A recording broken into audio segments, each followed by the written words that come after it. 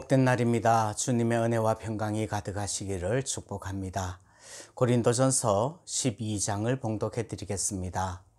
형제들아, 신령한 것에 대하여 나는 너희가 알지 못하기를 원하지 아니하노니 너희도 알거니와 너희가 이방인으로 있을 때에 말 못하는 우상에게로 끄는 그대로 끌려갔느니라. 그러므로 내가 너희에게 알리노니 하나님의 영으로 말하는 자는 누구든지 예수를 저주할 자라 하지 아니하고 또 성령으로 아니하고는 누구든지 예수를 주시라 할 수 없느니라. 은사는 여러 가지나 성령은 같고 직분은 여러 가지나 주는 같으며 또 사역은 여러 가지나 모든 것을 모든 사람 가운데서 이루시는 하나님은 같으니 각 사람에게 성령을 나타내심은 유익하게 하려 하심이라. 어떤 사람에게는 성령으로 말미암아 지혜의 말씀을, 어떤 사람에게는 같은 성령을 따라 지식의 말씀을, 다른 사람에게는 같은 성령으로 믿음을, 어떤 사람에게는 한 성령으로 병 고치는 은사를, 어떤 사람에게는 능력 행함을, 어떤 사람에게는 예언함을, 어떤 사람에게는 영들 분별함을, 다른 사람에게는 각종 방언 말함을, 어떤 사람에게는 방언들 통역함을 주시나니 이 모든 일은 같은 한 성령이 행하사 그의 뜻대로 각 사람에게 나누어 주시는 것이니라. 몸은 하나인데 많은 지체가 있고 몸의 지체가 많으나 한 몸인과 같이 그리스도도 그러하니라. 우리가 유대인이나 헬라인이나 종이나 자유인이나 다 한 성령으로 세례를 받아 한 몸이 되었고 또 다 한 성령을 마시게 하셨느니라.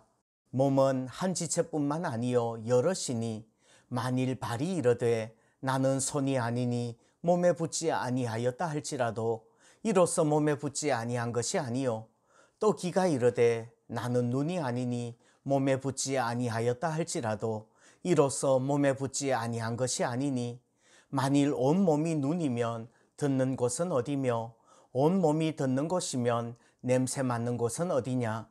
그러나 이제 하나님이 그 원하시는 대로 지체를 각각 몸에 두셨으니 만일 다 한 지체뿐이면 몸은 어디냐. 이제 지체는 많으나 몸은 하나라. 눈이 손들어 내가 너를 쓸 데가 없다 하거나 또한 머리가 발들어 내가 너를 쓸 데가 없다 하지 못하리라.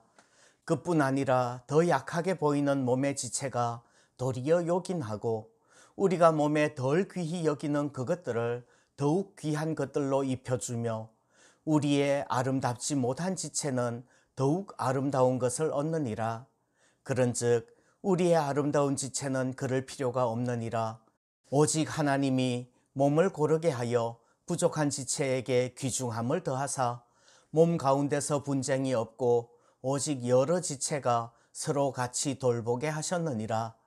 만일 한 지체가 고통을 받으면 모든 지체가 함께 고통을 받고 한 지체가 영광을 얻으면 모든 지체가 함께 즐거워하느니라.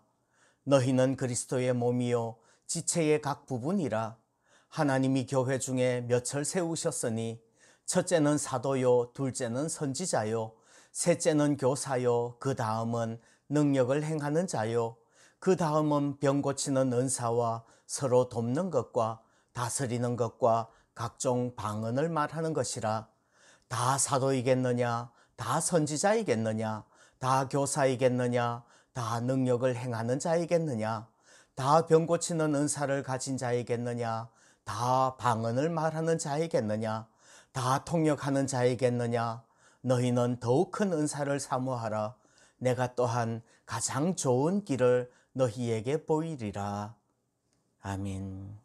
오늘 1절 말씀에서 바울은 신령한 것에 대하여서 너희가 알기를 원한다고 말씀을 합니다. 우리도 신령한 일들, 영적인 것에 대하여서 알아야만 합니다. 우리 안에 성령께서 계셔서 우리의 마음을 인도하시고 우리에게 성령의 은사를 부어주시는 것을 알아야만 합니다. 그렇지 않으면 하나님께서 믿는 자들에게 이미 성령을 부어주셨는데 성령께서 우리 마음 가운데 계시는 것을 깨닫지도 못하고 내 안에 성령이 계신지 안 계신지 헷갈릴 수도 있습니다. 여러분들은 성령님께서 마음속에 계시는 것을 알고 계신지요? 오늘은 우리 마음속에 성령이 계신지 아닌지 그 영적인 것을 알라고 말씀드리고 싶습니다. 성령이 계신다는 것을 아는 것은 무슨 신령한 체험을 하거나 무슨 귀신의 집에 갔을 때 소름 오싹하게 끼치는 그런 문제가 아닙니다. 우리 안에 성령께서 역사하고 계시다는 것은 어떻게 알 수 있을까요? 3절 말씀에 보면 이렇게 말씀을 합니다. 그러므로 내가 너희에게 알리노니 하나님의 영으로 말하는 자는 누구든지 예수를 저주할 자라 하지 아니하고 또 성령으로 아니하고는 누구든지 예수를 주시라 할 수 없느니라 말씀을 드립니다. 만일 하나님의 영, 즉 성령이 계신다면 예수님을 향해서 저주를 퍼부을 수 없다는 말입니다. 진정한 성도는 예수님을 저주할 수 없습니다. 이것은 하나님의 이름을 만홀히 여겨서는 안 된다는 십계명의 명령과 일맥상통하는 것입니다. 여러분은 예수님을 향해서 저주를 퍼부을 수 있습니까? 또 마음속에 성령께서 감동하시지 않는다면 아무도 예수님을 향해서 주님이라고 부를 수 없답니다. 무당이나 스님들에게 예수님은 나의 주님이십니다 라고 말해보세요. 그러면 아마 매맞을 겁니다. 그분들은 이 말 못하는 거죠. 그리고 성령으로 아니하고는 누구든지 예수를 주시라 할 수 없다, 이 말을 거꾸로 하면 우리가 예수님을 주님이라고 고백한다는 말은 우리 속에 성령이 계시다는 증거이지요. 예수님을 주님으로 고백하는 것은 바로 성령님이 우리 속에 계시는 증거이며 성령으로 말미암아서만 가능한 일인 것입니다. 그것이 신령한 일이에요. 예수님을 주님이라고 고백하지 않는다면 사실은 구원도 없다는 말이죠. 로마서에서는 이렇게 말씀을 합니다. 네가 만일 예수를 주로 시인하며 또 하나님께서 그를 죽은 자 가운데서 다시 살리신 것을 네 마음에 믿으면 구원을 얻으리니 사람이 마음으로 믿어 의에 이르고 입으로 시인하여 구원에 이르느니라 말씀을 합니다. 마음으로 예수님을 믿고 입술로 예수님을 주로 시인한다면 그것이 구원의 길이라는 말입니다. 그래서 참으로 예수님을 주님이라고 고백하는 것은 신령한 일이고 성령님으로만 가능한 일입니다. 만약에 예수님을 나의 개인적인 주님으로 고백하지 않는다면 예수님이 아무리 위대한 신이라고 고백한다고 하여도 그것은 나와 상관없는 일일 뿐입니다.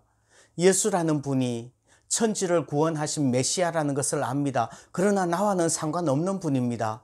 이렇게 고백한다면 그 사람은 천국도 그와는 상관이 없을 것입니다. 초대교회 때 이 고백은 목숨을 건 고백이었습니다. 그 당시에 모든 사람들은 가이사가 주님이라고 고백해야만 했습니다. 만약에 그렇지 않다면 반역인 거죠. 그 시대에 가이사가 나의 주님이 아니고 시저가 나의 주님이 아니고 나의 주님은 예수님입니다. 예수님이 나의 주님입니다. 라고 고백하는 것은 순교를 각오하는 겁니다.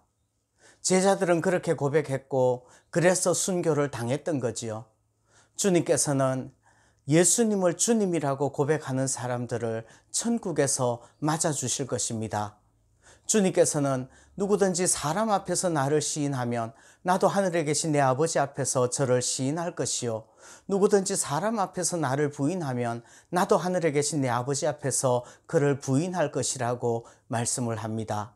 오늘도 마음속에 성령을 품고 계시는 분들은 예수님이 주님이시라고 고백할 수 있기를 소원합니다.